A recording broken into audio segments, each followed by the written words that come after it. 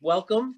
And tonight we have with us Jeff Perin, owner of the Fly Fishers Place in Sisters. It's all kind of sissing out on me.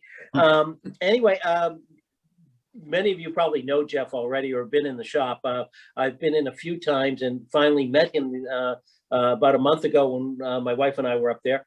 And happy to have talk about the Metolius, because Metolius it's close by, but a mystery to most. And the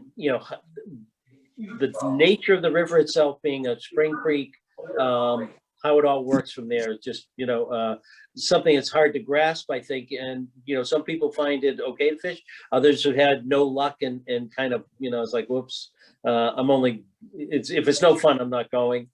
So hopefully tonight Jeff is going to straighten us all out about how to have a really good time while we're there and catch fish and have fun. So Jeff, take it away and let's hear about the Metolius.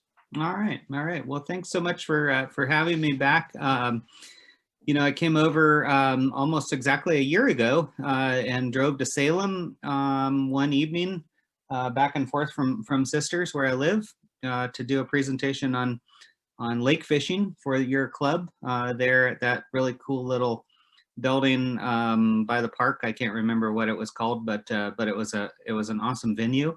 I remember doing some casting with some folks out in the big lawn out there before the meeting. Somebody had a very cool fiberglass rod, and also remember COVID was definitely a thing a year ago, as we all know, and sort of felt like, holy crap, this is a real risk for everybody in the club. It's a risk for me to come over there. Maybe I don't want to be the spreader. And here we packed I think there was 45 people in that room. We set up the chairs and packed everybody together, and I think that was maybe the last time you guys met in person. So it's nice to be back, and it's nice to be doing it safely this way. Hopefully a lot of you guys have stayed well without COVID or any other sicknesses. And by now are starting to get vaccinated. I'm getting my second Pfizer shot next Wednesday, and I'm just delighted with having that in my system. So looking forward to a great guide season.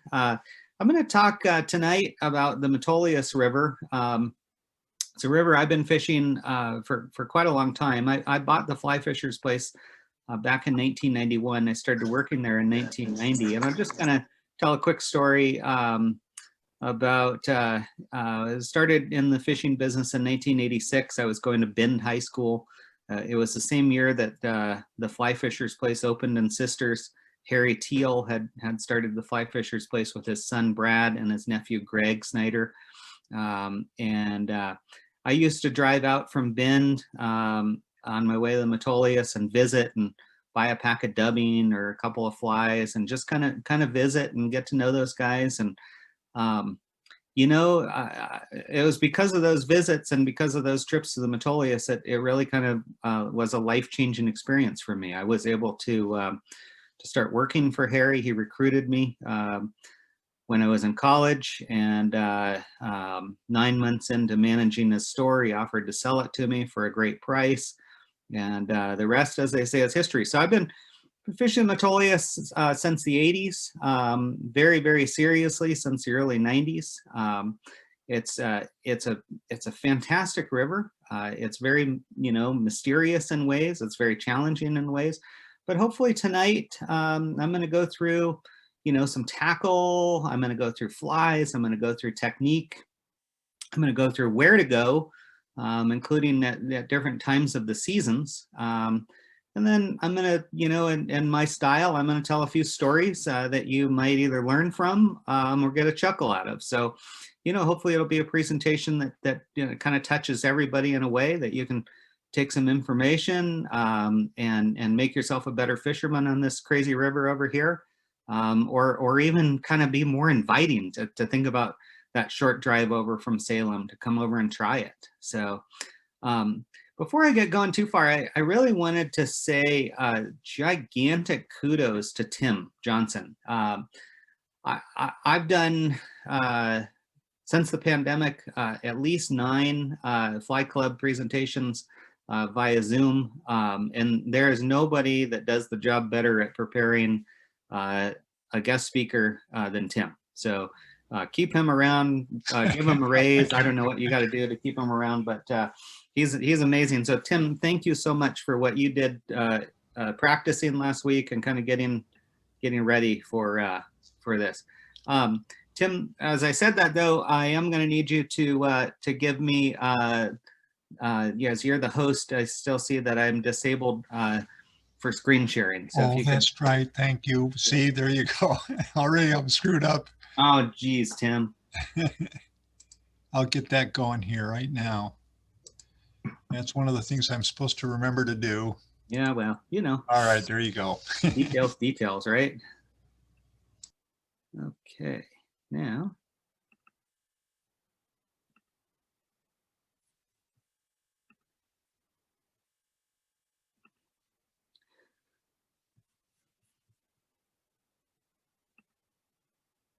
Okay, so as I mentioned, you know, I'm the owner of the Fly Fishers Place, and have kind of this long love affair with the Metolius.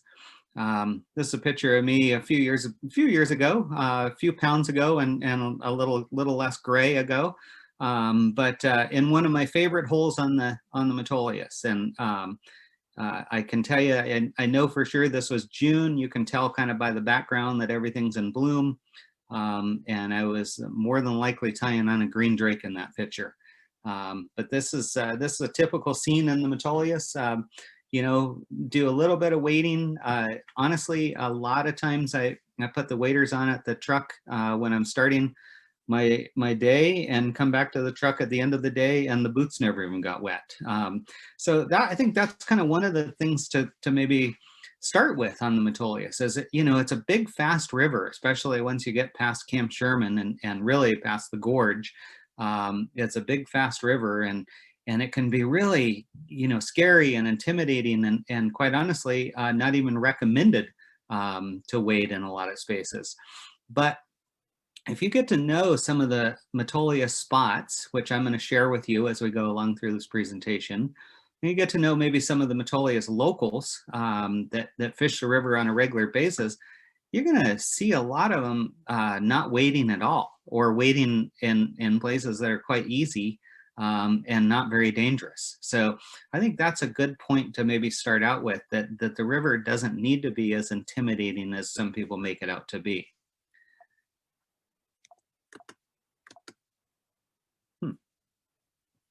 Let me move to my cursor. All right, so one of the questions that we oftentimes get, has anyone ever caught a fish in the Metolius? Well, the answer is of course, and this is kind of a neat story. We'll start with this story. So the lady in the foreground is a friend of Tina and I's. The lady in the background is Tina, my wife, and Leslie had just started fly fishing after kind of going through a big life change, sadly a divorce, and decided to kind of go back to her roots when she fished with her dad back when she was a kid, and kind of get out some of his old gear and learn how to fly fish again. So we brought Leslie to the Metolius one summer evening. I picked out a really cool little rusty spinner for her. Tina tied it on for her onto about a 12-foot 6X leader. Told her where to cast alongside this log, and on her first cast landed about a 16 or 17 inch Metolius redside. Nice wild fish, pretty hard to argue with that success. So I don't know that she's caught a fish on the Metolius since, but I'm also not sure that she's been fishing on the Metolius since. So you know, you want to quit while you're ahead maybe. So this is probably my favorite story about how anyone can do it on the Metolius. So the guy on the left-hand side there is a good friend of mine from New Zealand. He's actually a fishing guide that we work with on the South Island in New Zealand, named Kevin Perin. And Kevin used to come over to Oregon in his much younger years and work at a farm in Lebanon, not too far from you guys, for a farmer named Rocky down there. And that is Rocky's niece, Jade, holding that nice little trout there. And Jade's a natural fly angler. And we've been up in the canyon throughout the day, kind of a nice fall day, fishing numerous different hatches and catching a lot of fish on dry flies.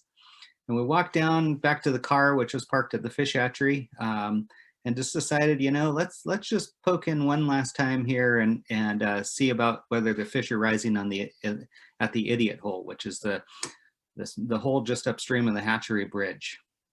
I want you to pay close attention to the fella over there across the river. So Jade tied on a little fly called an iris caddis, which is a really good floating caddis pupa dry fly imitation. First cast along that ledge, you can kind of tell where the ledge is behind her. Pulls out a fish like this, and subsequently catches about 3 in a row.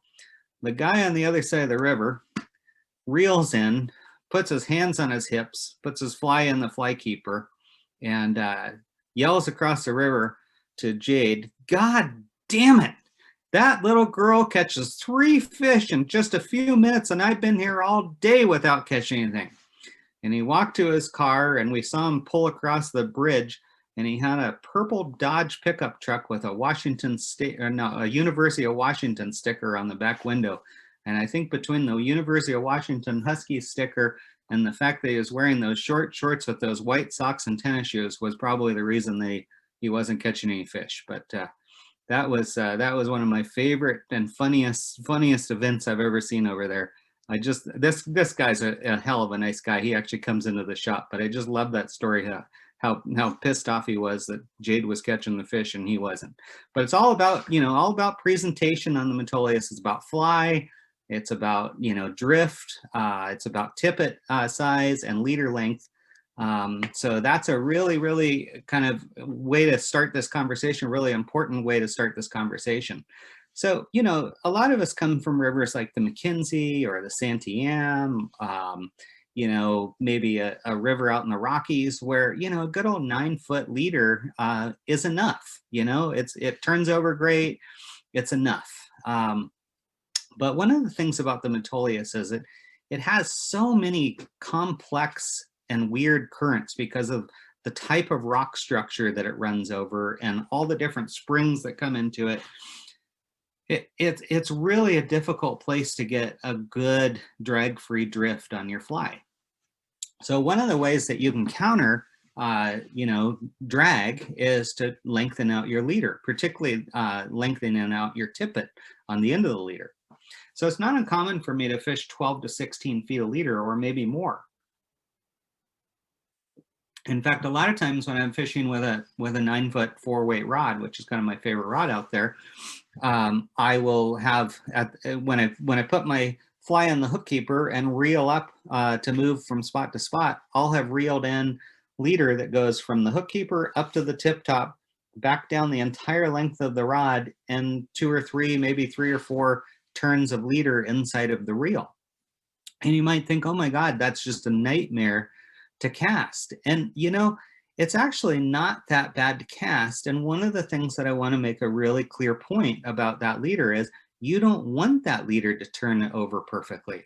You want it to have some softness. You want it to have some S curves in it. Maybe a little bit of a pile up there in that tippet section somewhere, so that when those conflicting currents are grabbing one part of that leader, it's not necessarily going to be dragging your fly right away, because it takes a lot of point of contact in different parts of a shorter leader to start dragging the fly. But the longer the leader is and the more softness it has to it, the better you're going to get a longer drift. And sometimes we're talking about a longer drift only being a few inches, and that few inches added up over 50 casts or 60 casts can be a lot of extra feet and a lot of extra yards in a day of fishing that fly drifted drag free.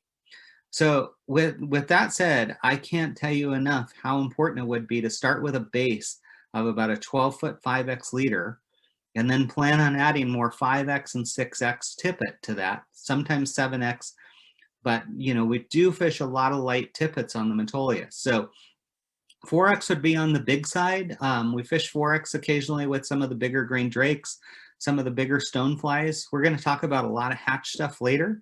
5X is a really, really great size for most of the drake stuff that we do. And then I would say that 6X is kind of the sweet spot for most of the dry fly fishing and nymph fishing on the Metolius.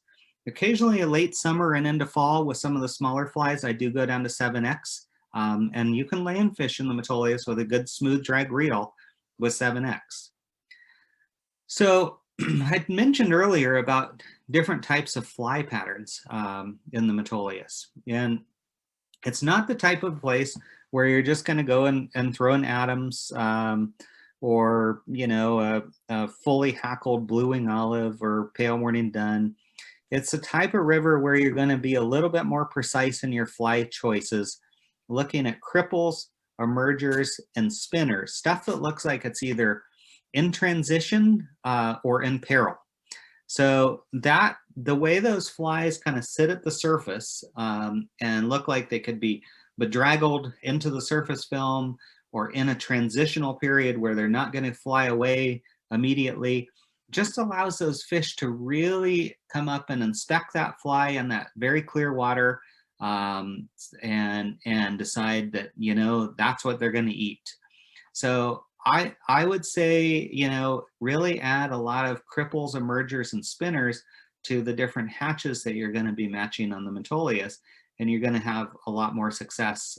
And my guess is too, is that you're going to then kind of gain some confidence with those flies and take those to other rivers that you fish, more local rivers like, the McKenzie and the Santiam.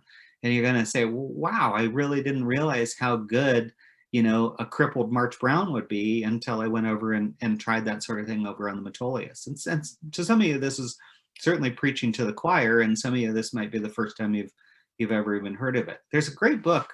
There's a number of great books to read, but there's a particularly good book by Kelly Gallup that was actually titled Cripples and Emergers. Came out several years ago, I would say probably 15 years ago or more. And it was a real eye-opener for me. I'd already been fishing some cripple patterns at that time, like knockdown duns from Craig Matthews' shop out of Montana called Blue Ribbon, and the KD dun from a guy down in California, and certainly emergers were not anything new. But cripples kind of were at that time. But if you can get your hands on that book, maybe your club has a library, or you can check it out at your library or buy one. I'm not sure it's still in print, but I'm sure it's available on Amazon. So amongst the time that you're going to be fishing these cripples, emergers, and spinners, along with duns and other adult type insects matching, caddis and mayflies and stoneflies, you're going to want to get a couple of things to help really float those flies very well. Of course, just a good old liquid floatant like Loon, Aquel, that's my favorite. And then I use a lot of times powdered floatant. The brand that I like the most is called Shimazaki Dry Shake. It's distributed from Umpqua Feather Merchants. It comes out of Japan. I mean, there's nothing wrong with the other white powders that are out there, but Shimazaki is by far the best that I've ever used. It's just ground a little finer. I can tell that it floats the fly a little higher. Yeah, the bottle lasts a little bit longer than a lot of the other brands. It is a little more expensive, but I think you get more out of it. So I'll do a lot of times with a lot of the dry flies. I will come straight out of the fly box with a dry pattern, tie it onto my tippet and dip it down into the powdered floatant, shake it up, and start fishing that fly. With just the powdered floating on it. And the reason I do that is because I like the way the powder puts a little sheen to the fly. It makes the fly float really high, makes the fly very hydrophobic for the moments that is still, applied to the fly. It does come off after being washed around in the river and cast, but you can reapply it very easily by just putting your wet fly back inside of the powdered floatant and shaking it back up. But I'll tell you a tip that'll make that powdered floating last a little bit longer and also enhance the floating of your fly. There's something called an amadou or a dry fly patch. And dry fly patch is very inexpensive, about $6. Again, distributed by Umpqua Feather Merchants. Oh, It's yeah. simply Absolutely. Come on in. Thank you. Yeah.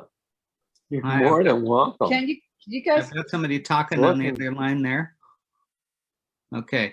Anyway, the dry fly patch is simply a chamois patch that hangs off of your vest or your lanyard, and you squeeze the water out of the dry fly before putting it back into the powder.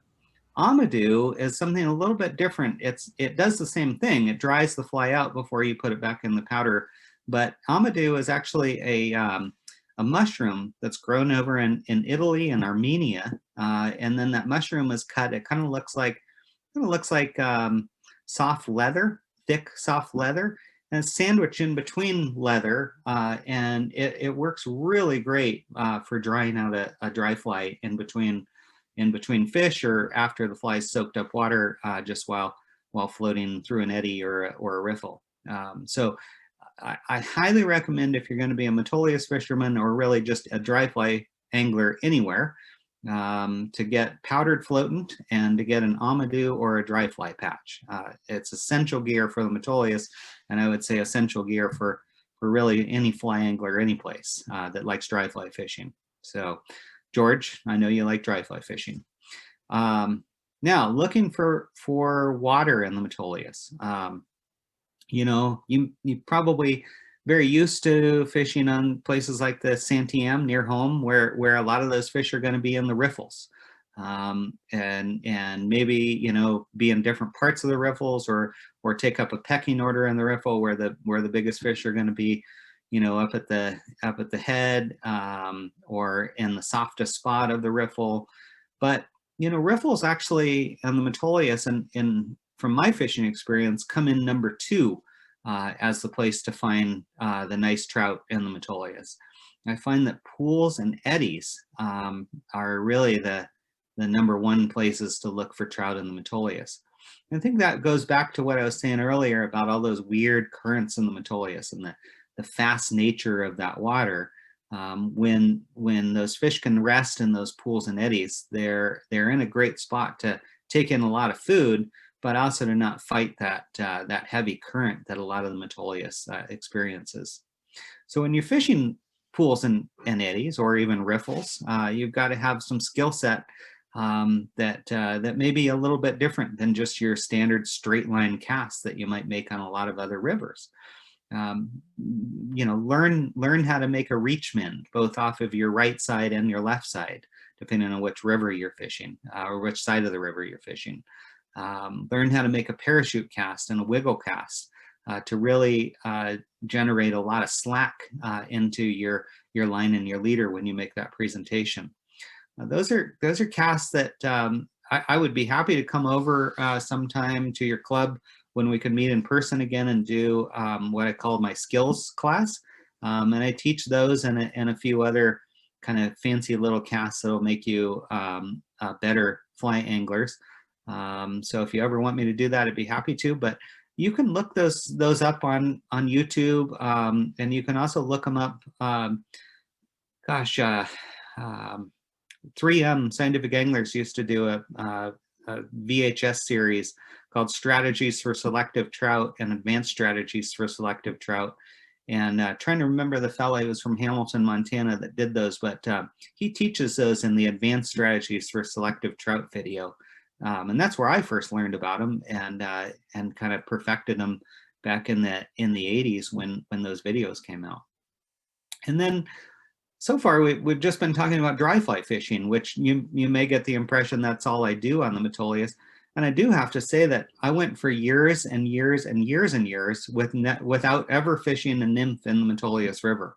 But lately, particularly with the popular Euro nymphing techniques, I do a lot of nymph fishing on the Metolius, and it's very, very good. But the Metolius is, to me, still sort of my home water and the place where I like to go to fish dry flies. And I'll go there, and we'll leave work or leave the house and go there and wait for a hatch and maybe sit around for an hour, hour and a half, and just watch the water until we start seeing the hatch starting and seeing noses poking up. But I don't want to say that I never nymph fish the Metolius, because nowadays I nymph fish the Metolius quite a bit. And the key to nymphing the Metolius is to do so with, real precision, with, kind of short, precise casts, heavy beaded flies. Really, that Euro nymph technique is beyond pale for the Metolius in terms of catching fish. But the indicator stuff is still very, very good too. One of the kids that was working for me, along with some of his friends, they're on the U.S. youth fly fishing team, were out nymphing in the dolly hole downstream of the fish hatchery a couple of days ago, and just absolutely laying waste to bull trout and rainbows on indicator fishing technique. So it's not always kind of that delicate, precise presentation that you might do Euro nymphing. Sometimes it can just be a big chuck and duck and getting it out into the middle of the river and just getting a great drift on your fly. Couple of fish there. This one on the left is one I caught during the green drake hatch about 2 seasons ago, down between the hatchery and Bridge 99. The one on the right is in the upper river, and we're going to really dive into what the different areas of the river look like here in a bit. So how many of you guys were around in Oregon in 1996, February of 1996? Oregon experienced a gigantic flood. And I think we had something like about 4 feet of snow melt in 12 to 20 hours, with a big Pineapple Express rainstorm coming in over a pretty good low elevation snowpack. Every river in the state was in flood stage, including the Metolius, which is very rare because the Metolius is a spring-fed river that doesn't really see a lot of fluctuation in water flow throughout the year. But a couple of the tributary creeks are not spring-fed and do come out of the mountains, and in those really big rain over snow events with heavy melt, the river can flood and can get very high for a period of a few days to even up to a couple of weeks. But in 1995, August of 1995 was the last time a rainbow trout or a trout of any kind was stocked in the Metolius River. So in 1996, in February, when those floods really washed through the river, that was the last time we ever saw a hatchery fish in the Metolius. So since then, starting in the spring of 1996, and particularly 97, 98, 99, and the early 2000s, if you could see the graph that ODF&W has to show, and the Forest Service, because the river is actually managed by the U.S. Forest Service. But if you could see the graph the fish biologists have put out for seeing red counts just getting better and better and better and better, it was just amazing to see. And then it kind of hit a stopping point. And I think the river kind of decided, hey, this is where we have enough fish. I remember, the Bin Bulletin, the local newspaper, one of the sports writers, called me up, and he was very worried. Oh, is the Metolius crashing? Like, no, I think it's just kind of hit the point where, it knows what the population can handle. And subsequently, in the early 2000s, the Forest Service went back in and started reapplying woody debris into the river. Woody debris that was taken out back in the 50s and 60s, because back then they thought that woody debris was a bad thing in a river. The Forest Service decided to redo that, and some of it was done with handwork along the bank. Some of it was done with light machinery and light tractors along in certain areas. And some of it was done with helicopter hovering logs over the river, and then having a hand crew on the bank grabbing those logs and chaining them into the bank to make sure that they were permanent structures for the river. And what's happened was they did that because they were really hoping to have a robust salmon reintroduction into the Metolius, which they're still attempting to do. In fact, if you've been to the Metolius within the last month or so and walked downstream of the fish hatchery, you've walked over two pipes with signage that says that they're acclimating Chinook salmon smolt to the river, and they're pumping the water from the river into the tank through these galvanized pipes. You can go up and look at the tanks. You're not supposed to because the hatchery is closed, but you can go up and peek over and see literally thousands of about 11 or 12 inch Chinook salmon smolts in there. And anyway, the point of all this log reintroduction was to protect those fish that were supposed to be coming back into the river. Well, the salmon reintroduction has been a disaster. I mean, for all the money that they've spent down at Pelton Dam and with the re-regulating tank thing or whatever they call it, it just hasn't really worked all that great. But what has worked great is all that woody debris has made really, really safe spots for juvenile trout to hide.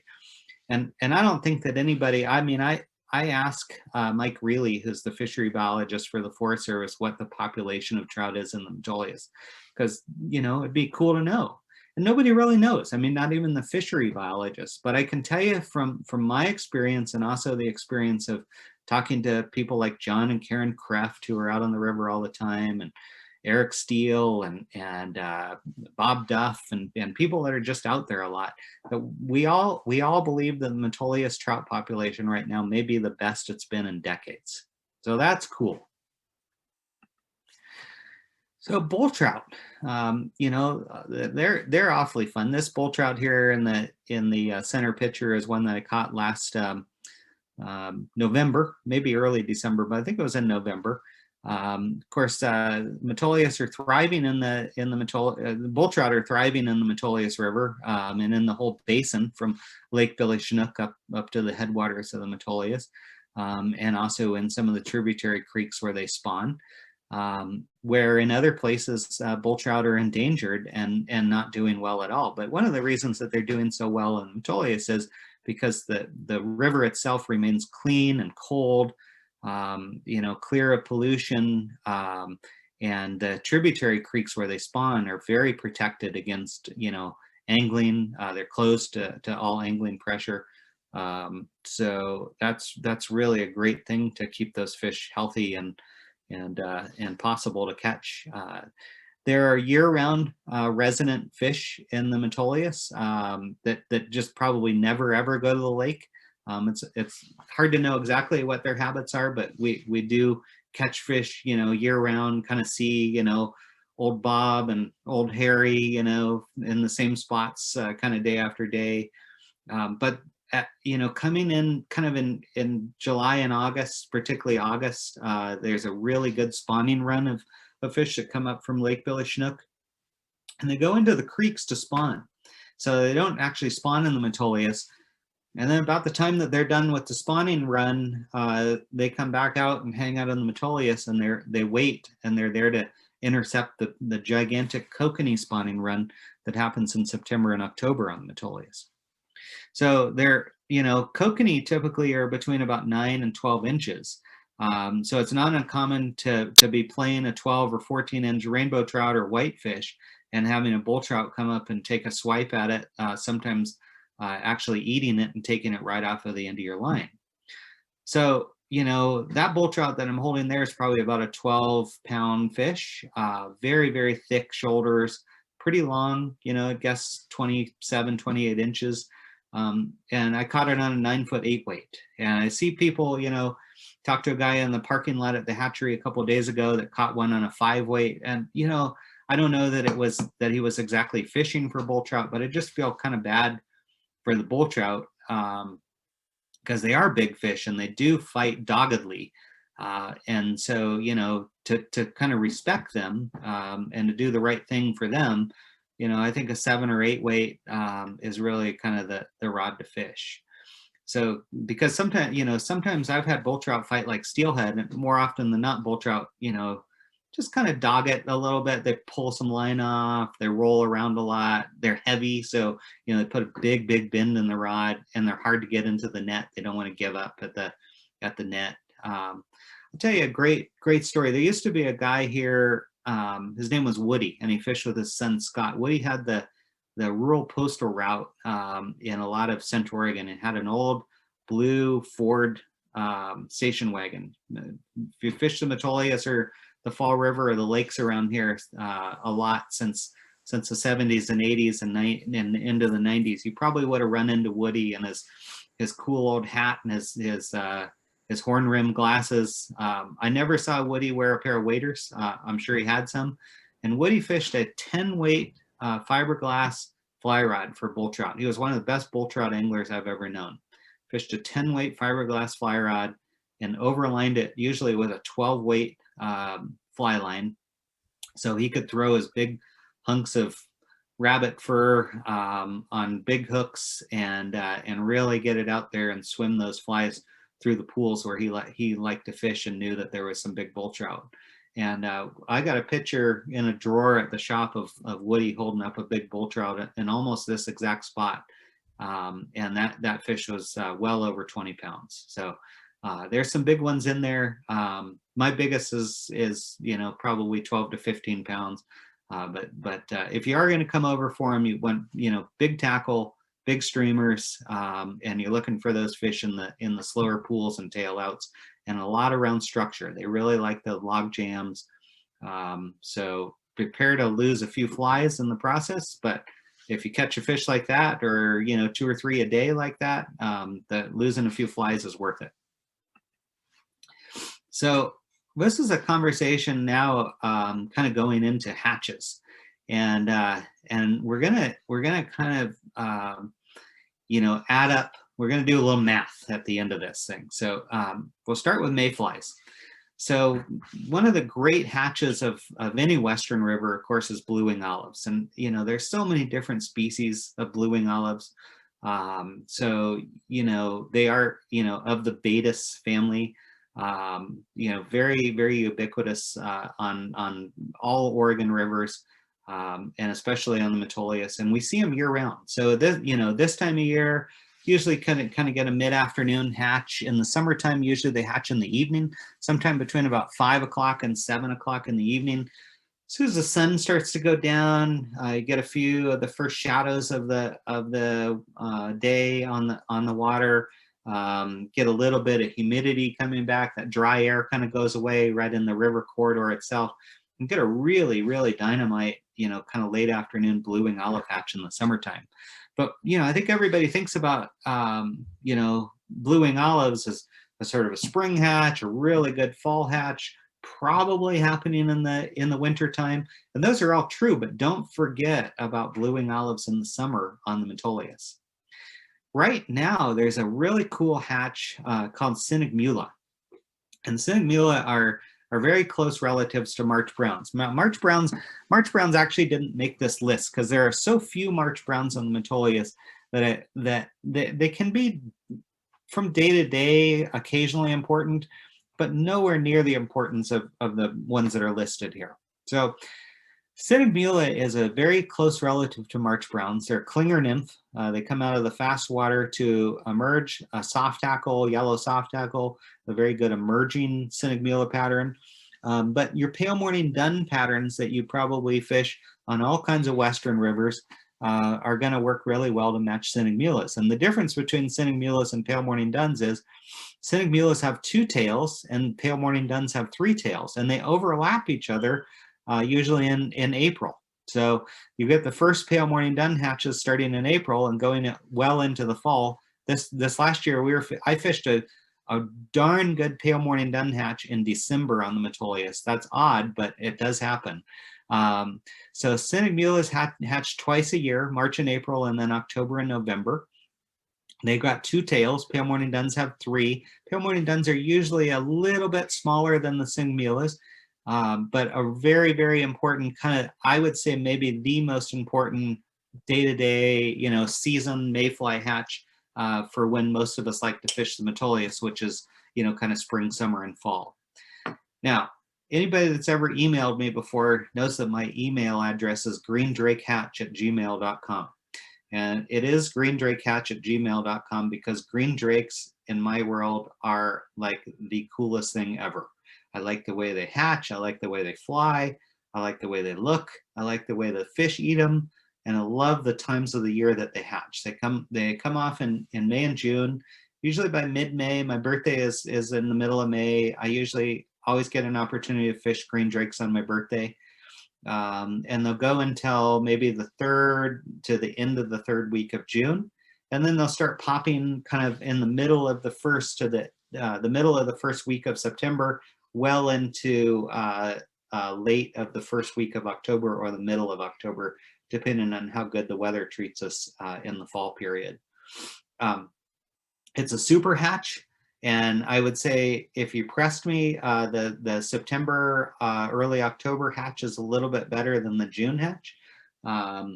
But both are worth coming over and fishing. And the other interesting thing about drakes is you don't really have to see a lot of drakes on the water. That just something magical kind of happens between about 2 and 5 o'clock.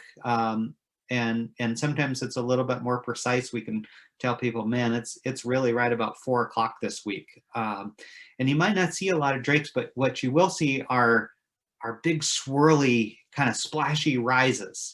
And that's a drake take. And when you see that, it's time to tie on a Quigley Film Critic or a Sparkle Dun and get after it with a bigger fly. In September and October, there's a smaller drake that hatches called a Dronella flavelina. And most people just call them flavs, F-L-A-V, flav for short for flavelina, okay? And it's a really dynamite hatch too. And usually they come off a little bit earlier than the bigger drakes. So you get kind of 2 opportunities there in September, October, you to fish the smaller fly first and then the bigger fly an hour later. But sometimes they overlap and you got to figure out which ones the fish are eating. Yeah, so in August and September, there's a hatch of mayflies called an Amelitas. And another one that I suspect, I've never been able to fully identify it, but suspect a fly called a Ceratella. I know for sure that Amelitas is the real deal because I had a wonderful opportunity to fish with my friend Rick Hafley out there during an Amelitas hatch. And if you guys know who Rick Hafley is, he's one of Oregon's premier aquatic entomologists and has written several books and done several videos on aquatic entomology in and around Oregon and the West. So it's a fly that's very similar to the flav. In fact, flav imitation works very well for both of those. And I have a pattern that we sell at the shop. Super original name. It's called Jeff's Flav. We have a company down in Roseburg, tie them by the dozens and dozens, and it works really well for matching those. And a Sparkle Dun, dark olive Sparkle Dun with a olive trailing chuck or brown trailing chuck works great for all those hatches too. And then finally in the fall, particularly hatching well in September, is the Mahogany Dun, which is the 3-tailed version, close relative to PMD. They're the Paraleptophlebia, and that is a great hatch for at least a couple, if not a few weeks to a month there in that kind of late September, early October period. So I want you to just kind of glance there at how many times the word September comes up or would be included in the timeline listed here, okay? Caddis flies, tons of different caddis, particularly hatching, throughout sort of the spring, summer, fall season. Stuff that you would, absolutely know, your same sort of patterns that you fish on the Santa Am, tan, grays, olives, from 14 to 18, stuff like that. Really important caddis hatches. This time of year, you don't see a lot of fish eating the dries, but you'll get them eating maybe the pupa floating at the surface, and certainly the pupa on either a dead drift or a swing, including a soft tackle, can work really well on the swing. When my friend Brian O'Keefe was living out in Camp Sherman a few years ago, he used to like to go down and just kind of fish that section of river from Allingham Bridge to Gorge Campground, and he would go down. He had a Fenwick fiberglass, old brown fiberglass rod, and he'd go down and just swing soft tackles through all those runs down there and catch quite a few fish. And the reason for that is because they're, late afternoon this time of year, they're really good caddis emergences every afternoon, and those fish are looking for those pupa, and swinging a soft tackle is a great way to imitate an emerging pupa. In the summertime, particularly, there is a really gigantic hatch of microcaddis. And there are two colors of them. The main one is cream, but we do get some darker ones that we imitate with kind of a charcoal black colored small elk hair caddis, or not without hackle, or a little CDC caddis, or an iris caddis. But a cream colored or yellow colored iris caddis in a size 18 or 20 is really, really great in August and early September especially. And then in the late summer and going all through the winter, we'll get a good hatch of October caddis. I mentioned that just on the river a couple of days ago, and there's still October caddis flying around. I saw even one floating down the river. Don't know whether it was egg laying or had come back to the water to drink or what was going on, but man, there are still a lot of October caddis, and will be through the end of this month and into early May. And then there's a smaller October caddis relative called a silver striped sedge and a snow sedge that hatches throughout the winter and into spring. And those can be very important, particularly in the pupa. But I'll tell you that every once in a while on a slow day, just throwing out kind of an orange elk hair caddis and about a size 10 or 12, and just sort of, knowing the seam that you might have caught fish with fish in at other times of the year, the fish will just come off the bottom and just come up hard for it, just crush that fly. And I've had days where that may be my only fish of the day, but a pretty darned exciting fish to catch them that way. So don't forget those wintertime orange caddis that can go through the fall, winter, and into spring. Stoneflies are huge in the Metolius. Not huge in terms of the size, like they're not all salmon fly size, but some are really huge flies too. But I don't know of a river in Oregon or really anywhere in the West that has probably a better population of golden stones than the Metolius River does.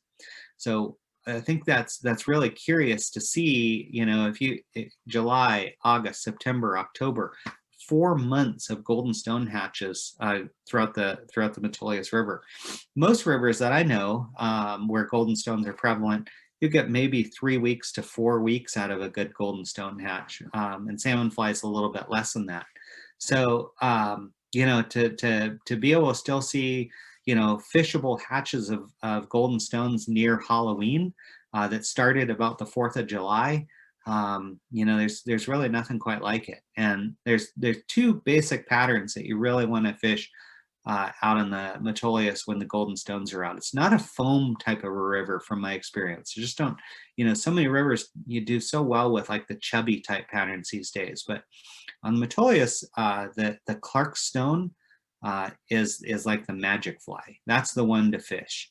And the Clarkstone is a neat fly too, because you can tie it in some smaller sizes and imitate caddis. Those smaller caddis that I was just talking about works pretty well with a Clarkstone as well. And the other fly is a Normwood Special, the kind of the original tie with that sort of apricot color calf tail with the kind of dusky orange dubbing. It's a real magical fly once it's on the water. Both of those flies don't look like much in my fly bins or in my fly box or even in my palm of my hand, but when they're on the water, they sort of transform with the light and the sheen of the water into something that looks very realistic, not only to me, but apparently to the trout as well, because they're very, very good flies on the Metolius. So salmon flies are sometimes important on the Metolius. You get pretty decent hatches of them.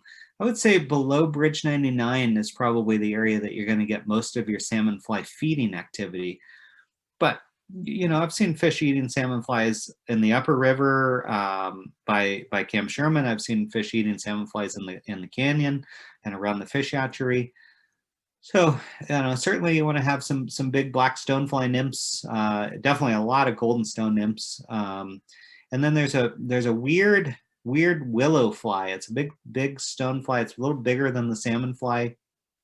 I'm pretty sure that it's the females that don't fly, but it could be the males that don't fly. One of them has undeveloped wings, kind of like the squallas do. And so they'll be crawling around, not really able to fly. They come off in August and September. And you usually get about 4 or 5 good days of willow fly activity, usually around the fish hatchery below Wizard Falls there. And you'll see some willow fly takes out in the middle of the river. They're just wallops of big trout coming up to eat a lot of protein. So that's one to keep an eye out for if you're here in the summertime. Yellow sallies can be, from kind of a mid-sized fly to a very small fly. I found usually my best yellow sally fishing to be in July and August, but they do last from May to October. And then there's a super hatch of little stoneflies. We call them little olive stones. They can kind of range from olive color to sort of a dusky brown or even a gray. And in late August and especially in September and then into early October, there will be what seems like maybe millions of them around. If you sit on the bank to watch the river for a little while, or to change your tippet, or just rest. I have to rest my back, so I'll sit on the bank and kind of sit next to the river. And when you really get down close to the grasses along the side of the river, they'll be crawling on your neck and up your arm and across your waders, and it's a super hatch, you guys. And there is a good 10-day period there, sometime between late August and early October, that it seems like at times it's the only thing the fish want to eat. Now, a couple of flies that work really great for matching that hatch, because it is so important. I'm going to kind of dive into flies. There's a great old pattern. Jack Hemingway, it was from Sun Valley, Idaho, son of Ernest Hemingway, invented a fly called a Hemingway caddis. I first picked up a Hemingway caddis was out fishing on the Yellowstone River in the 80s, and had several in my box. And remember the first time I ever encountered this little olive stonefly hatch on the Metolius, and really had no idea how I was going to match that hatch that was going on. And was looking through my box trying to figure it out. This is sort of before CDC flies, and came up to this little Hemingway caddis that I'd bought in West Yellowstone, tied it on, fished it over some fish. They definitely liked it. Decided it was floating a little bit high, grabbed my Swiss Army knife scissors, trimmed off the hackle off of the bottom of it so it sat a little lower. Fish liked it even better. So anyway, kind of settled on that as sort of my ultimate matcher for the little olive stones. Although there's a lot of really good flies nowadays. There's a little CDC fly. I can't remember what it's called. God, we sell it at the shop. We get it from Solitude Flies out of California. Really cool fly. And then just like an olive green CDC caddis with kind of a brownish colored wing, or a gray CDC wing, works great to match that hatch. So if you were counting in the magic of September, I counted 19 hatches that occur in the month of September. Now that can be a blessing and a curse. It can be extremely maddening when you're there from 2 o'clock to 6 o'clock in the afternoon, and there are 6 different hatches going on that time, some of them overlapping all at the same time. Like, what in the heck are the fish going to eat? So it does take some deciphering of looking at rise forums, maybe talking to, people that have been fishing the river lately, getting their point of view, and going through trial and error. It's not uncommon for me to look down at my fly patch after a day of fishing, or after a session, not even a full day, but just a good session of fishing on the Metolius, and see that I've gone through maybe 15 to 20 fly changes. And you think, oh my God, what in the heck? Why would you want to do that? You want to do that because you're playing one of the greatest games on earth. This is like chess at a master level. This is like cat and mouse. But you're the cat and you're going to catch that mouse. And so I just get a huge thrill out of that type of fishing. So it is technical. And then other days, you go down there with a Perin, you tie it onto a 14-foot 6X leader, and the fish eat it for everything. They eat it for blue-winged olives, mahogany duns, pale morning duns, and maybe even decide that it looks like a fluttering olive stonefly, and you never have to change the fly. So you get those magical days too, those lucky and magical days, they happen. So hopefully you're there on one of those days too. But I think on the Metolius, you definitely want to be, I don't know why that did that. You definitely want to be prepared for, for more of a chess match with the fish. And maybe this is a good time to talk about expectations on Metolius. Like, I fish the Metolius a lot, and I still get a giant thrill out of coming home with just a couple of fish. Like, that's successful for me on the Metolius. I have days that I catch 20 fish on the Metolius. I talk to people from time to time that say they catch a lot more than that. I've had one day where I've caught a lot more than that. It doesn't happen very often. I still think a great day on the Metolius is, a half a dozen to a dozen fish. I find it very acceptable to catch 2 or 3 nice fish in a session, and I'm happy with that. And I don't need to be a fish hog there. It happens from time to time. When it does, it's very magical, and I'm probably going to tell my friends about it. But I think expectations are really important to go to any river with. So that's kind of my story on the Metolius, and that may seem low to you. You might go, oh man, Jeff, geez, I thought that guy caught 100 fish all the time. But that's not how the Metolius is, and not how it works. So where on the Metolius? I'm going to grab something here. I don't know. I think you guys can see a little bit of me. I can't. I've turned off all the screens other than the slideshow. But I'm holding up a Metolius River map.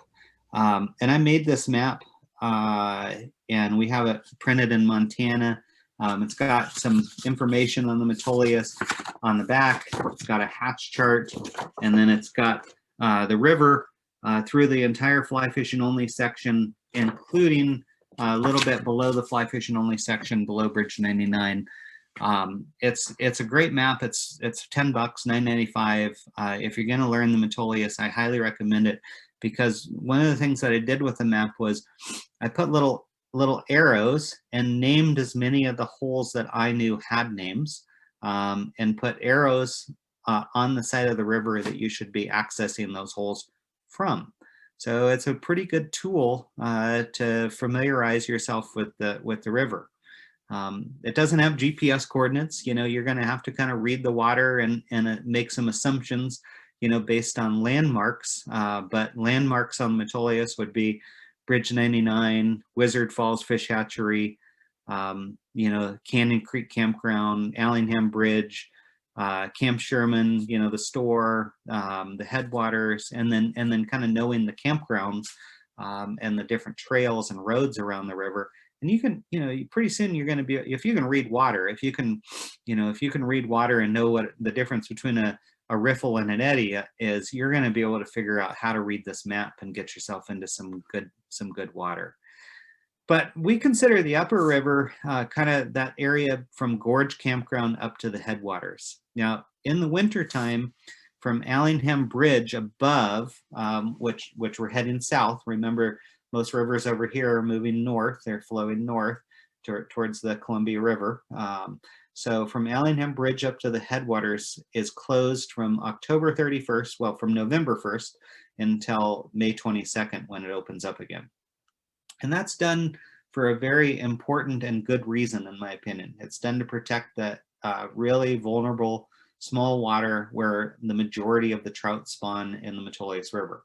Fish come all the way up from the canyon, from the hatchery, from below Bridge 99, and swim all the way up into the headwater areas of the Metolius to use that as their spawning grounds. And so, we know that the fish start spawning in December, with a kind of a culmination of most of the spawn being done by early March. Some fish are still spawning in March and April, but most of that spawning is done kind of in January and February. And, having people out of there, not waiting around, not smashing the eggs, not waiting through the reds, has really paid big dividends for the trout population on the Metolius. So we dig that. But we also really like it when the upper river opens on May 22nd, because it's a very cool and special place to fish, which I'll show you some photos of here in just a minute.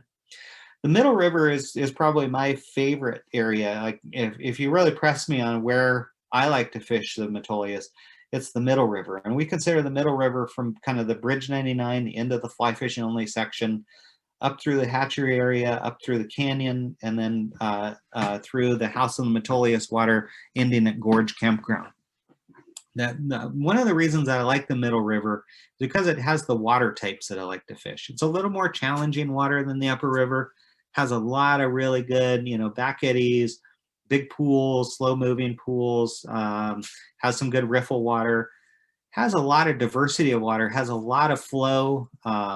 It's cool water, it has a ton of hatches, has way more diverse hatches than the upper river. And so that's just sort of where I gravitate towards mostly, especially if I'm dreaming of a great dry fly evening or dry fly afternoon hatch. That's where I go mostly. And then the lower river, I've been fishing a lot more lately because let's face it, Oregon is becoming a lot more of a tourist destination. There's a lot more people living here year round. And with that, a lot of the rivers, including the Metolius, are getting a little bit more crowded. There's more pressure on them in places that are easy to access. And so, going below Bridge 99, there's a lot of water down there that is less accessible. It takes a lot more hiking, a lot more hours on your feet. But I've been fishing it more and more and getting to know that water over the last 10 years, and especially over the last 4 or 5 years. And really falling in love with some of the water down there too. It has really diverse hatches, kind of the same water types as the middle river, but the river does get a little bit bigger, and soon after Candle Creek confluences with the Metolius on what would be the west side of the river, it becomes the Warm Springs Indian Reservation. There's no access except on the east side of the river. And I would also say once you get past that Candle Creek area, that it does get so fast and kind of tumbly that the fishing water is far and few between. But what is there is spectacular. So definitely worth the effort to get down there if you have the stamina to do so. So here's a couple of photos of the upper river. The photo on the right is a wonderful pool that I'm Euro-nymphing in. It's a day that I spent there summer before last, maybe one of the greatest fish catching days of my life on the Metolius, and all done on a Euro-nymph. This area on the left is really indicative of kind of how the river looks. And I mentioned not a lot of wading is done on the Metolius. That was more in reference to the middle and lower river. And while I do wade the middle and lower river, in the upper river, there's very few places, because it is so brushy and small, that you can fish without waders on. So that area, even though it is brushy and small, you do need to wade it, and in some cases kind of wade right down the middle and fish those seam lines along the bank lines and those undercuts. And some of the fish will, there'll be little deep pockets in the middle. But if you're good at reading the water, you'll find a lot of fish in the upper river, eating, golden stones, pale morning duns, caddis, mahogany duns at times. Like I said, it's a little less diverse hatch, so that may make it simpler in a way. Also, generally speaking, you find smaller fish in the upper river. Fish, I would say the average size fish in the Metolius is probably 15 to 17 inches overall, but in the upper river above Camp Sherman, I'd say the average size fish is about 8 or 9 inches. So green drakes hatch primarily below the gorge. We rarely, I don't know that I've ever seen really a fishable green drake hatch above the gorge campground on the Metolius. So Moving down into the private water at the House on the Metolius, you'll find green drakes. And then just beyond that, you get into the Canyon Creek Campground to Wizard Falls is what's called the Canyon. Tons of drakes in there, tons of drakes down by the fish hatchery, down to Bridge 99 and below. So this is a beautiful photo montage of a friend of mine from Portland, kind of wading a shallow bar downstream of the fish hatchery. You can see he's about ankle deep, throwing into that little riffly water seam across the river. And fish are just sitting there gorging on drakes during the hatch. Awesome takes, great fight, probably the best hatch of the year. And that particular one was in June, but again, you could be in that same spot in September and October and kind of repeat that, but with fall colors instead of spring bloom. And then, of course, you have year-round fishing on the Metolius. You know, used to be, boy, we used to brag, you know, over here, oh man, come over in the winter, you'll have the river all to yourself. It's a time all the locals fish it, nobody else is there. But that, you know, again, Oregon's just changed, you guys. That's just not how it works anymore. You know, it doesn't matter whether in Fall River, Crooked River, Metolius, you know, everything, you know, pretty much on any given day has just more people out and about. Is it crowded? It can be some days, particularly on Saturdays and Sundays. But, you know, people are out and about these days. They're looking for outdoor activities. You know, the fishing is growing, and just this area is growing. So there's great fishing in the winter. You can expect a dynamite nymph fishing, really, really good blue wing olive hatches, little black stoneflies, which didn't even make the list earlier, of one of the hatches that happens on the Metolius, can be important in February. Midges are also important in the wintertime, particularly in the nymphal or pupal stages, like a zebra midge or a winkler. But sometimes a Griffith's gnat can kill them, or a Century Drive midge. Good stuff. Yeah. So year-round fishing is certainly something that happens a lot on the Metolius. So we're almost done. I'm just going to I'm not going to talk about every fly in here, but I'm going to talk about some of the highlights. I talked earlier about how important golden stones were to the Metolius, and you know, with a 2 or 3 year life cycle as a nymph, it's very important to realize how many times throughout a day and throughout the season fish are going to see golden stone nymphs either migrating on purpose or get caught up in a catastrophic drift that maybe an angler upstream kicked them off of a rock by accident, and they're in the drift tumbling along, and they become a target for trout food. But golden stones will also migrate around. They're not great swimmers. They could be crawling on a rock to move to a new area for more food, and get swept off and end up in the drift. So fish are constantly used to seeing golden stones. That rogue stone with the rubber legs is a favorite of mine. Beldar stone, we don't sell that fly anymore. Sadly, they don't tie it anymore. It had 2 beads in the thorax and a cone head, and it used to be you couldn't use split shot on the Metolius. They changed that law 4 or 5 years ago, I guess, and so now you can use extra weight on your leader. Plus, we've just learned that you can use a lighter tippet and a long straight tippet instead of a tapered leader, and get your fly down a lot better with a better drift. But that Beldar stone, when we couldn't use extra weight and didn't know how to nymph fish as well, was the fly because of the weight that it had tied into the fly. Very cool fly. That McGee's girdle is a terrific fly. I think it gets taken a lot as a stonefly nymph, but also as an October caddis. Eggs are king. You'd be really missing something if you were poo-pooing the egg flies on the Metolius. There's so much spawning in the fall, winter, and spring between the different species, particularly with the tens of thousands of kokanee that come into the river in the fall. Eggs are a very, very important food source for the fish in the Metolius. Little mayfly nymphs like the 2-bits and the micro mayflies are great. Frenchie is becoming a staple, was something that came kind of from the Euro nymphing world. little flies like a lightning bug, particularly a red lightning bug. I don't know why I didn't take a picture of it. I got a red copper john.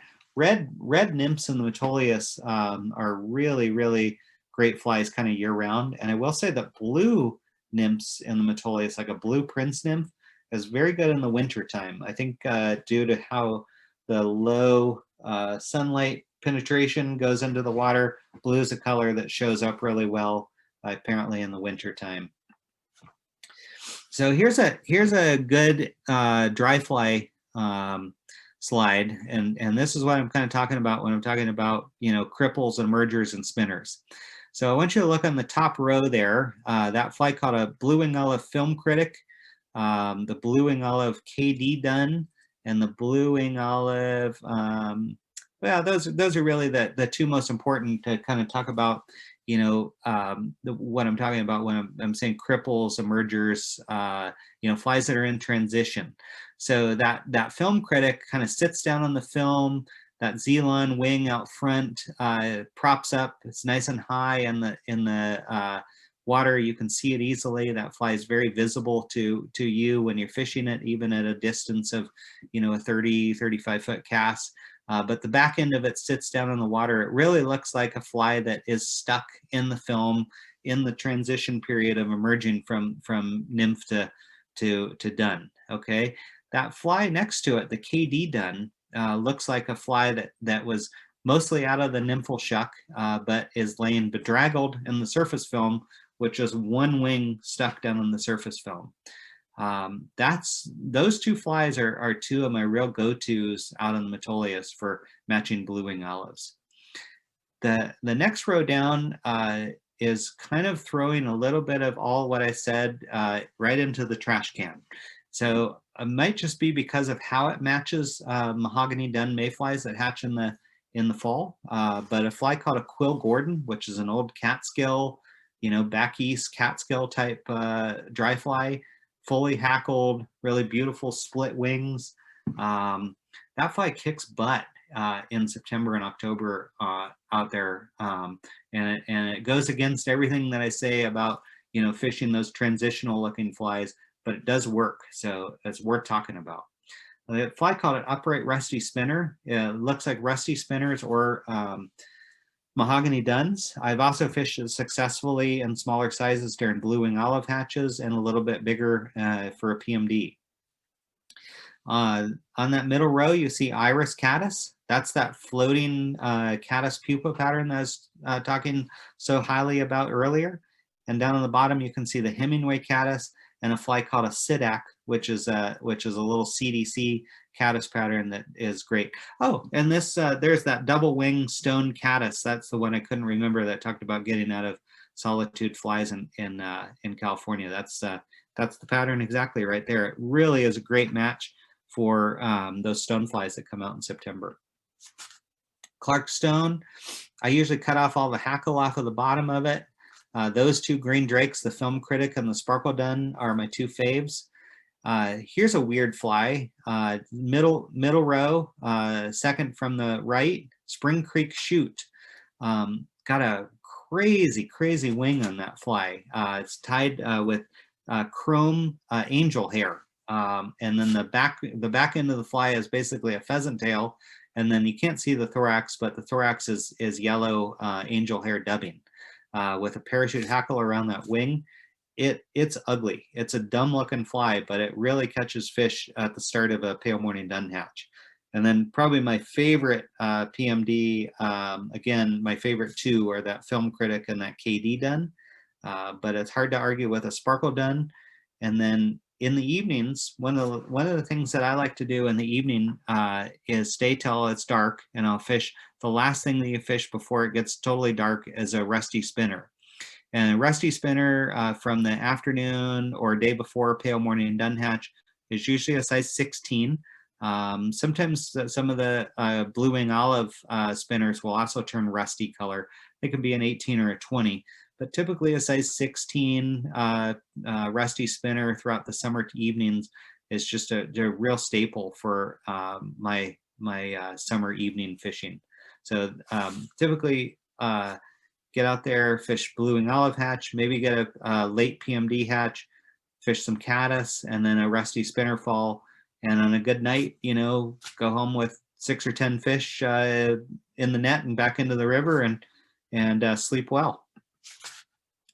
Mahogany duns, those are always good. That Quill Gordon gets shown again. That EP fiber sparkle dun, the Quill Gordon sparkle dun, that's a great one. Bull trout flies, big flies, you know, Dalai Lamas, circus peanuts. Those flies are light enough you could fish with, you know, probably a 7 weight. But, you know, something like this Clark's rat, you know, that 8 or 9 weight is pretty necessary to fish a fly like that. You know, bull trout flies, you know, typically are tied with a lot of weight because you got to get them down. You got to kind of tumble them along the bottom and then let them swing. And the materials that they're tied in, besides being bulky, will soak up a lot of water. That rabbit hair on that fly, that hide and the hair itself will soak up a lot of water, become quite heavy to cast. So it's really why you want to have, you know, big rod too, besides just sort of respecting the fish when you're fighting such a large fish that doesn't want to come to the net. We don't want to wear them out. We want to release them healthy. So that's it, you guys. I've got plenty of time for questions, and would love to answer any questions if you have any. Okay, well, thanks, Jeff. We do have some questions here. When you were talking about floating, Jim Ferguson asked, have you tried Abilene, which I think is a moisturizer? Yeah, I have. I've used Abilene a lot with guides that I fish with on the McKenzie. A lot of them will mix it with a little bit of lighter fluid to soften it up a little bit. They'll put it in some kind of a canister. I've had a very good luck with Abilene. I just personally, I don't like that process of having them. You know, I think some people use Abilene without cutting it with lighter fluid. I've not tried it that way. Everybody I've fished with that uses Abilene cuts it with some lighter fluid or something, which is very stinky. But boy, does it make the fly float well. But again, a lot of these flies are really delicate flies on the Metolius, and so we're not just looking at gobbing on a lot of float into the fly. We're looking at a product that's also going to be complementary to the type of materials that the fly is tied with. So you know, the fly patterns that I just showed you, probably, you know, I would say without doubt are going to float better with a more delicate floatant like powder and a light aquel as opposed to Abilene. Green drakes, that's another story. You know, big green drake pattern, you know, the more floating you can get on that sucker, probably the better it's going to be. So Shandy Danford says, Jeff, you're the best. Also likes the subtitles. They're hysterical, she said. And they are kind of fun to watch. Oh, you talked about upstream, fishing upstream from Camp Sherman. Yeah. Do you ever swing flies up there? Is that something you do? I don't, but I know people that do, and I got a couple of Tenkara friends that like to swing soft tackles through that water up there. Little yellow, you know, during the summer, it seems like a little yellow soft tackle can look like a pale morning dun or a yellow Sally, you know, drowned or emerging on either one of those. So yeah, that's not something that I do. Usually I dry fly fish that or Euro nymph it. Yeah, but it's definitely a thing. I would recommend it. So Tim Keller asks, I see how many hours do we have, you know, we try to always, we probably, you know, in a way, I like to learn new things and try new things. I like to play with trout in a lot of different ways. And I hope you guys do too. Like, that's why, you know, sometimes I do Tenkara fish, and that's why I, you know, got really into Euro nymphing and don't try to go fish dry flies every time I go fishing, you know. But you know, gosh, I think it's, you know, it's hard sometimes because we only have so many hours to go to the river that we love so much, and you really want to maximize that time. So for me, maximizing the time, you know, to an extent also means how, you know, how many fish I'm going to put in the net. And I know that, you know, my dry fly game is sometimes, some days, kind of Luke Skywalker like, and my Euro Nymphian game is, I try to get there, but not quite as good as my dry fly game. So you know, I do, you know, I do what we all do. I go and do what we do best, and that's just, yeah. I sometimes feel bad that I don't try, you know, the swinging of the soft tackle more often, because I know it works really well. Tim Keller asks, I see that you list sizes for the caddis, but not for the mayflies. What size sparkle dun would you be tying?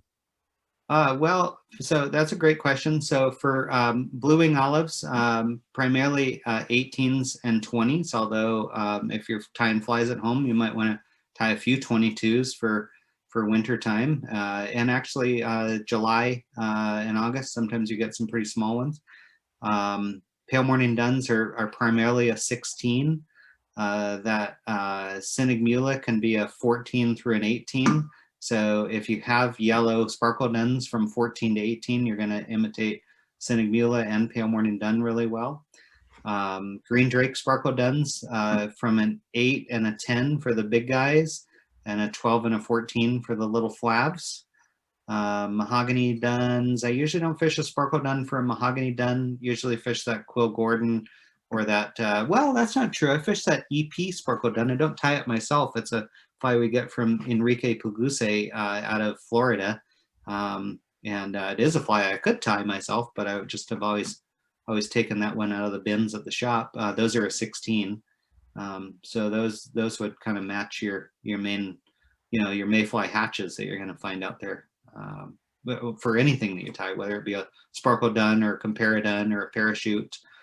Parachute flies with a Zelon trailing chuck are very good on the Metolius too. And Donnie comments, MFR, pronounced Miffer. Not sure what that was in reference to. Jeff says, yeah, Miffer's one of my favorite flies. Miffer? Miffer. MFFR. Right. You know, I gotta tell a funny story. So Donnie goes on quite a few guide trips with me every year, and early on in our relationship, he was up with his son, I believe it was his son Blaine, and he had recently been over to Ireland and fished with a guy named Jerry McNamara, and I don't think that Donnie caught a goddamn fish with Jerry, but he told Blaine that Jerry was the best. While he was in my boat, he told Blaine that Jerry was the best guide he'd ever been with. And both Blaine and I turned and looked at him and like, you know, you could walk back to the truck from here if you want. But, so anyway, Donnie's kind of a son of a bitch, and I don't know what his other comment had in reference to, but he's not a nice person sometimes.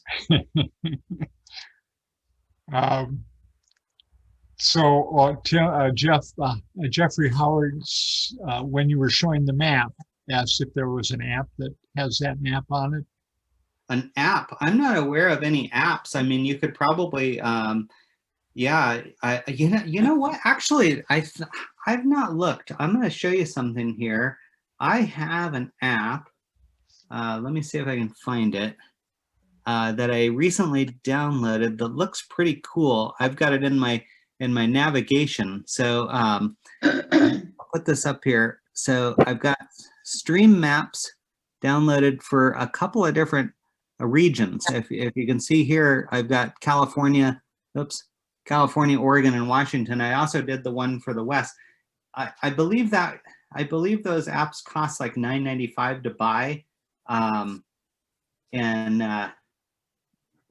Anyway, I need to play with them more, but they may be very, very useful for learning any river. But I thought they were cool, and you know, was farting around on iTunes and thought, oh man, I'm gonna try those out. So look for that just in the iTunes store, stream maps, and download the one for Oregon, Washington, and California. They all come as a package. And then if you fish the other Western states, Montana, Wyoming, Idaho, Colorado, Utah, that is another package that you can buy and download too. So kind of cool. And Scott asks if you use fluorocarbon when you're fishing dries or grease feeder. No, really, really good question. In my opinion, fluorocarbon sinks into the surface film, into the meniscus, ever so slightly, and introduces micro drag to the drift of the dry fly. And the main reason that I say that, Scott, is because one day when fluorocarbon was fairly new, so this is 25 years ago, I was fishing side by side with a friend of mine, fishing a March brown hatch on the middle Deschutes about this time of year, right when the irrigation water starts, the middle Deschutes drops, it becomes really easily wadeable, and the March browns just go. And I was railing fish, fishing like a 12-foot, 5X leader, and the same exact March brown fly that my friend had. He was fishing with a fluorocarbon tippet, and same length of leader, same size tippet, same fly, essentially the same rod, and got skunked. And we just figured that it had to have been small micro drag associated with the leader sinking into the film just a little bit, and putting just a little tiny bit of drag on the fly. The fly wasn't sunk, wasn't going, wasn't getting pulled under, but it just wasn't drifting as well. And I know people that will swear, that you can fish fluorocarbon with dry flies, and I do in lakes, absolutely, positively. And when I'm guiding on the lakes or fishing on the lakes, dry fly or not, I'm fishing fluorocarbon 100% of the time. But I'm gonna play the odds and go with my gut. Fluorocarbon is heavier than water. It's gonna sink into the film, and when it sinks into the film, it's gonna have the potential for introducing drag, depending on which direction you're casting the fly. I mean, if you're casting that fly straight upstream and getting a perfect drift as it's coming down, probably not. If you turned around and throwing a parachute cast and then dropping a lot of slack in it and feeding line out with a fluorocarbon tippet, probably not. In fact, maybe someday I'm going to need fluorocarbon tippet to fool a fish and use that presentation to get away from getting drag. But the average dry fly cast is taking a section of the river and throwing it, upstream, mending or doing a reach mend when you cast, and getting that fly to drift down and beyond you. In my opinion, is fluorocarbon is going to introduce some small drag to the fly. Maybe imperceivable to you and me, but not to the fish. So Shandy has a comment about MFR, hashtag MFR. Following up on one of your favorites. She says it's the best for salmon fly hat for sure. Yeah, Jeff, that's that salmon fly you were talking about. The one from Wood is his name. It's got the pink calf tail. Normally, and it's called the MFFR, the Miffer. I didn't know that. Yeah, and it has like 30 wraps of hackle around the body. Yeah. It's just, it's a wild and crazy, and it's a 3-minute fly at a time. Yeah. Between 3 and 5 minutes is that quick. Oh, cool. Oh, and by the way, Jerry McNamara, guys, was 75 years old too. Yeah. My God. Yeah. I mean, I'm look at all this gray, Donnie. I'm getting close. Yeah, you still look like you're 14. I'm sorry. Okay, I'll shut up. So Scott wants to know if you use paradums when you're Euro fishing. If I use what? Paradums? Perdigons? Oh, perdigons. Oh, Yeah, perdigons. Yeah. As a typo. Yeah, perdigons. Yeah, perdigons are king. From 2.5 to a 4.3 millimeter bead, different colors of beads. One of the things that I would tell you is, bead size and bead color are probably more important than the actual fly.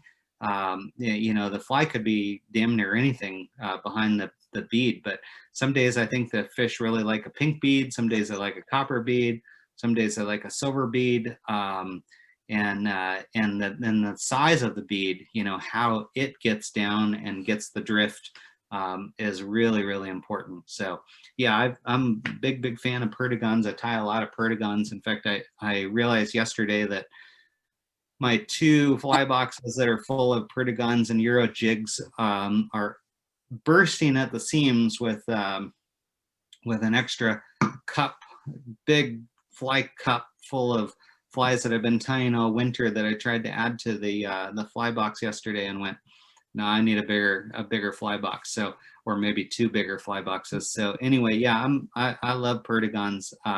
I would say on the Metolius, my favorite perdigon, if you were to twist my arm, would be, so I usually tie it in a size 14 or 16 short shank wide gap jig hook. And I put on a light pink bead. I like the light pink bead that is powder coated. And then I go back with white thread and tie in a little Coq de Leon for the tail. And I do about 2 wraps of red holographic tinsel. And then the rest of it I wrap with a yellow like synthetic body quill that goes up. And the reason that it has that white thread base is the yellow stays yellow over the white. If I put that over red or brown or black, that would shine through that yellow and turn that yellow really, really dark. But over the white, it kind of glows, and then UV glue over the top of all that body. And I think the fish eat it a lot for both pale morning dun and for yellow sallies throughout the summer. And the other one that I really like is a waltz worm with kind of a hare's ear dubbing, and then a pearlescent rib through it, and a silver bead, and an orange hot spot. Tail or no tail, it doesn't really matter. So there was a couple questions on leaders. Scott wanted to know if you grease your leader when you fish fries. Sometimes, yeah, sometimes I do. I'll use Loon Payette paste, which is kind of like mucilin. Put a little on my fingers, and I'll grease up from the butt section of the fly line down into. I don't like to grease the tippet itself, but I'll grease well down towards the tippet, just to get a little less, a little more floatant on the leader itself, but a little less spray when you're picking it up off of the water and making, kind of making that next cast. It's not holding as much water when it's greased up, so it sprays a little less. So yeah, I do that, but not always. And Shandy wants to know if you're basically not using tapered leader. No, well, for Euro nymphing, I'm not using tapered leader at all. But for dry fly fishing, I'm definitely using tapered leader. I prefer a base of the Rio Supple Flex or the Trout Hunter not the Renee Harrop Trout Hunter. Those have a really, really thick butt section, too thick in my opinion. I get bad floats with the Renee Harrop stuff. But the Trout Hunter it's like 13 feet, I believe. 13 foot 5X has a light gray butt section, as does the Rio Supple Flex, has a light grayish olive butt section. Those have a really fine diameter butt and a really long mid and tippet section to get a great drag-free float on dry fly and tricky currents. Those are my 2 favorite leaders, and then I'll add tippet off of that. So some of you have unmuted yourself. If you'd like to use your mic to ask Jeff a question, just introduce yourself and then say your question, please. Yeah, I have a question. Can you hear me? Yeah. This is Tim. Hey, Tim. I asked if there are tendencies for the hatches that you notice in September that match the weather. Are there times when you see, cloudy weather or windy weather that might be a hint toward what hatch is going on? No, not really. It's funny in September, we're usually kind of lucky and blessed in a lot of ways with really good kind of late summer weather in September. That being said, we can also get some cold, windy, and even cold, rainy days in September. Sometimes when it gets cold and windy, those little stone flies particularly will really hunker down and not be, they like the warmth. They get most active when it's warm. But all of the mayflies really thrive in either weather type. And I would say that most of the caddis probably prefer a little bit warmer and less wet. But we just don't get that many, wet days in September. Usually our wetness starts happening in October here. So a follow-up would be, and it's not Metolius, but do you do that? Does this happen on still waters too? On still waters? I think the reality of it is that, a lot of us have read John Guyrick books and we like that story about, the mayflies hatching great on those cold, wet days.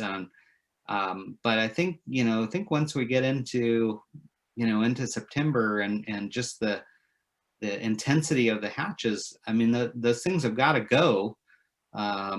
It's coming on towards real fall.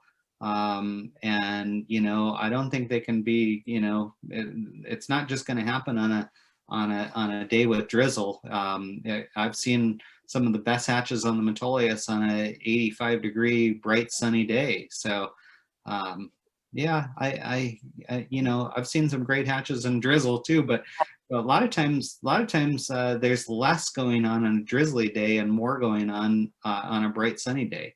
The Metolius is funny, because the water is so damn cold.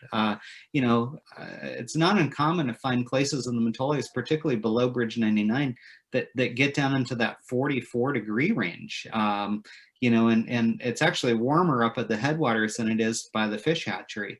And so, having that good sunlight penetration, a good warm day, and solar, solar activity that kind of really warms that water and gets the hatches going. It's another reason that I think that the Metolius isn't a particularly good early morning river. The only time that I've ever had great success early morning fishing is if we get like one of those 5 to 10 day periods where it's in the 90s or even, hits 100 for a few days. Sometimes during those periods, I'll go out early in the morning and find stuff that you might see, midday or in the evening, hatching in the morning. I fished a really good rusty spinner fall one morning on a day after a 102-degree day. I was camped out there, so got up at dawn and went and checked out one of my favorite evening spots, and it was just like fishing the evening, other than it was morning. But most of the time in the Metolius, the morning is not particularly good, except for bull trout. Bull trout fishing is really good in the morning. They can be quite active in the morning. Maybe because we're less visible. They haven't had any pressure yet. They haven't seen anybody. Haven't seen a fly come by them. But yeah, I think that the Metolius fish is really good on hot sunny days, with the exception of this time of year. That's a very interesting and curious and kind of unknown. Like, somebody please tell me how we can figure this out. I can't tell you how many times in like April, we'll get where it seems like we're finally past winter. We've had a lot of good fishing throughout the winter. But you like a couple of days ago, 70 degrees. Tina and I went to the river and we got blanked, man. We got out a little late, and only fished till dinner time. We both rose a fish on a dry fly. She had one on, I missed mine. But at 70-degree day in April, you'd be like, holy crap, there should be hatches upon hatches upon hatches. But it's just kind of the dichotomy of that transition time between winter and summer. Sometimes those spring days, those first really great weather days of spring are like maddening because you would expect more from them, but they don't always give it up, you know. And there's obviously a lot of factors coming into play, but yeah, it's I would say in the summertime and in the fall time, if it's sunny and warm, it's probably going to be your best day to be on the water there. Thanks. I think I need to experiment more with this. So Beth, your mic is open. Did you have a question? Oh, no, I just said host request you on mic, so I Well, unmiked. that was an invitation. Okay. How about you, Scott? I think you had your hand up at one point. Are you still with us, Scott, there? Do you? I am. Yeah, do I you have a just- question? Well, mine's just more on the Euro nymphing thing. You say you started it a few years ago and now you do it more. Are you like fishing cut banks and stuff like that? I mean, looking for seams. I mean, I know how I do it on our rivers, but I was just wondering, is it any different there? No, it's no different. You know, you're looking for water of a certain depth and speed, you know, and adjusting tippet length from the cider, you know, at the tippet ring down to the fly, adjusting bead size to, you know, to flow and depth for sure. But you know, there are, you know, I showed that picture of my cider in the water when I was talking about the upper river, and you could see that, you know, that was kind of going right through a little deep slot, you know, within probably 3 feet of the bank line on the other side of the river. But that was way up in the upper river where I, you know, my 10.5 foot Sage 3 weight, I could stand on one bank and poke the other side of the bank with that rod. So, you know, some of the places obviously can't do that up there, but that particular pinch point in the river becomes very, very deep. I mean, it's probably 8 feet deep through there.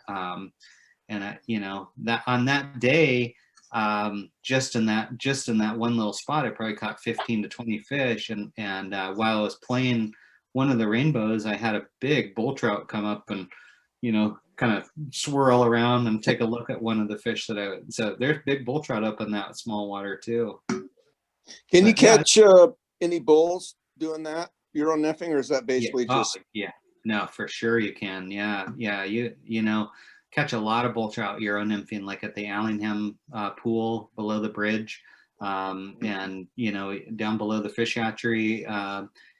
Yeah, you catch a lot of bull trout Euro nymphing. Not always the big ones, you know, not necessarily the big bull trout, but good solid bull trout. The big guys, I think, come more often to the streamers. I'll tell you something I didn't talk about earlier. You know, I talked about going out in the early morning for bull trout, and in the winter, you know, I mean, obviously not if it's, you know, 15 degrees out in the morning, but on those winter mornings that we're lucky enough to start the day in the, you know, high 30s or low 40s, you know, fishing a ice cream cone, a red ice cream cone that you would fish at Crane Prairie, like in a size 10 or 12, is a heck of a good bull trout fly under a strike indicator in the wintertime. And kind of makes me wonder if, you know, Euro nymphing that at different times of the season might work really well too, but for bull trout or for anything. But that is a well-known bull trout catcher, is the ice cream cone in about size 10 or 12. I'll be dang. Well, thank you. It's been awesome. Yeah. You bet. Any other Write that please? down. Feel free to unmic yourself and unmute yourself and ask a question if you'd like. Shandy asked a question of you, Jeff, whether you're going to be in the shop tomorrow. I'm going skiing tomorrow at Mount Bachelor. So no. I'll be there on Saturday though.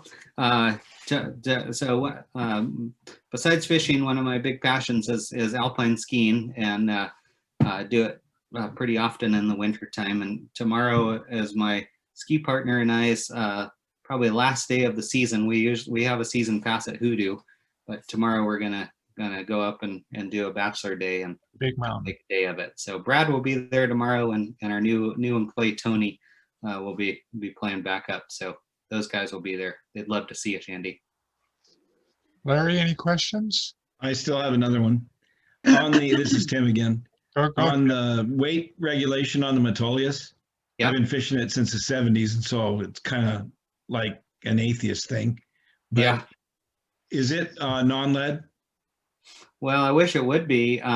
Yeah, so when we get people that come into the shop, we're like, hey, look, they did change the regulations out here. And you could use weight on your line or your leader, but would you please consider, and we kind of twist their arm a little bit, and Brad's huge. Brad, our manager at the shop, used to be a Muay Thai fighter. So, they don't mess with him. I'm pretty small, but I'm wiry and tough. So we gang up on them and make sure that they don't use lead. Cause we tell them, geez, man, after all these years, it hasn't had any lead split shot on the bottom of it. Let's not start introducing that junk now.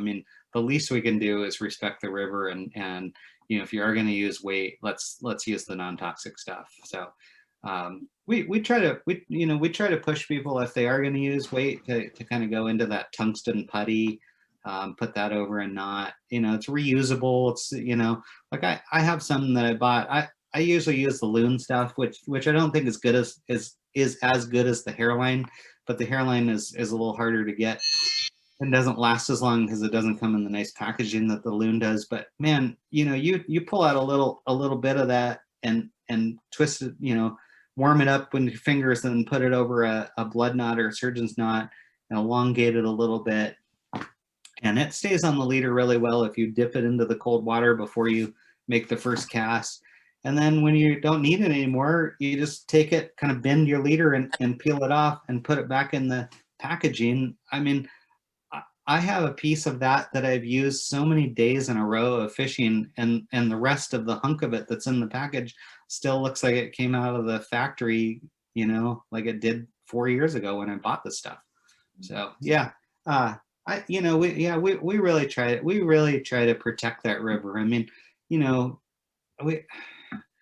of the things that kind of worries me about the salmon reintroduction, I know why they're doing it. It's cultural heritage, and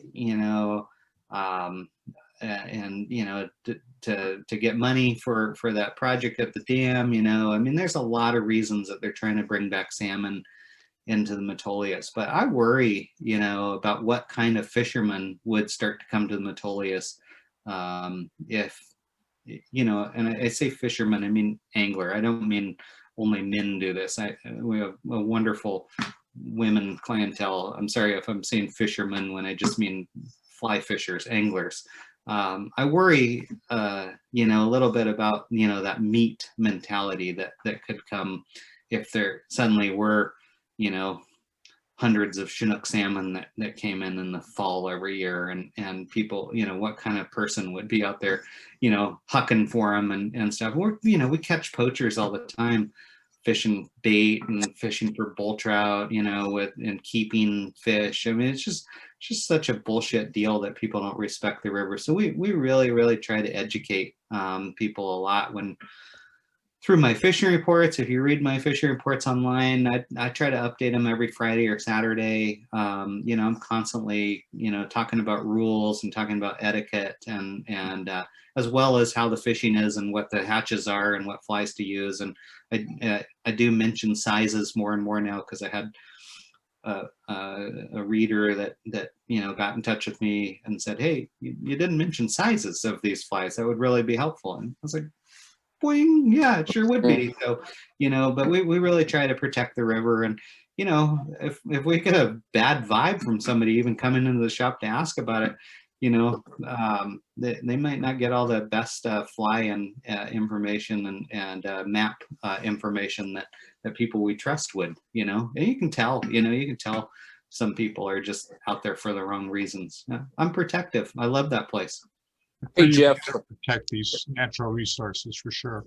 Yeah. Hey, Jeff, this is Donnie. Yeah. Make sure that you give your email address, so if people want it, they can get your letter, because not everybody's getting that thing. I get it every week almost. You know, Yeah. I love them. You know, they're Yeah. wonderful information that you put out. So make sure you Thanks. give that email address. Yeah, so our website is where you're going to find the fishing report, and that's just flyfishersplace.com. And like I said, you know, I've written a couple of blogs on different things, but go to the fishing reports page, and you'll see kind of really weekly updates, particularly in the sometimes in the winter time. It doesn't need to be updated every week. I may let it go 2 or 3. You know, when things don't need to be talked about again. But in the, you know, late winter and the spring, summer, and fall, man, things are dynamic as heck. So we're kind of constantly updating that information. I write all those reports with a ton of thought and a lot of love, really thinking about who's reading them, and, you know, kind of what people could get out of it to be more successful and to learn more. So hopefully you'll enjoy them. My email is greendrakehатch@gmail.com, as I mentioned earlier when we were talking about green drakes. I'm really good about getting back to people if they email me with a question. You can also go to the website and send a form submission. That goes to both Brad and myself. If you address it, hey Jeff, you were the dummy that I saw give the presentation to Santiam Flycasters. I want to know more. Brad will make sure that I see it if I'm out guiding or doing something like that. So yeah, I'm good about getting back to people too. I'm a communicator, sharer of info, and good communicator. So yeah, I'm there. Anybody else? Well, maybe this is George. Fantastic. I've been glued to the set here. So thank you so much for doing this. This has just been, you know, above and beyond, and it just was fascinating. Awesome. Well, I got to tell you, I have really fallen in love with this way of doing it.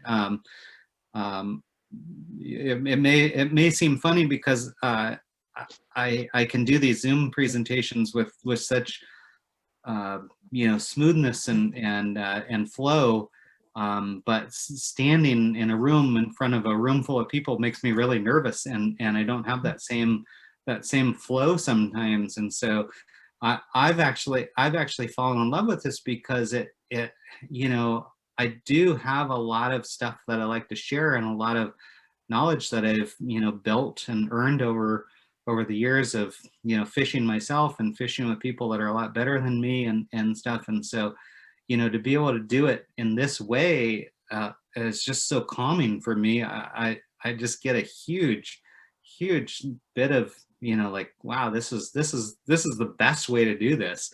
So thanks again, you guys, for having me and for, you know, putting up with my funny stories, or not funny stories. Some of them were probably dumb, but you know, lots of info. I know that your club recorded this, and it's going to be available to you to watch again if you want to, you know, go back and, you know, listen to something again. And if you have more questions, contact me. Well, even after we start with live presentations, we'll probably use Zoom as part of that, you know, because for the reasons you described, we can get access to people that we couldn't otherwise, and it makes it real easy for everybody. Yeah, and for me to not have to put, you know, a couple 100 miles on my truck and drive home, you know, and get home at midnight tonight, you know, that, you know, that's also nice, you know, not spending money on gas and wear and tear and driving through dark mountain passes and stuff. So, you know, there's this is great for me. I love it. So I do it anytime. I've got another presentation I can give to you guys on the Crooked River. And, you know, one thing, again, if you guys wanted me to come over on a spring, you know, day and meet out on the grass, we could do that, what I call skills casting class. And I could do it, you know, like 12 people at a time. We could do a morning session and then an after lunch session.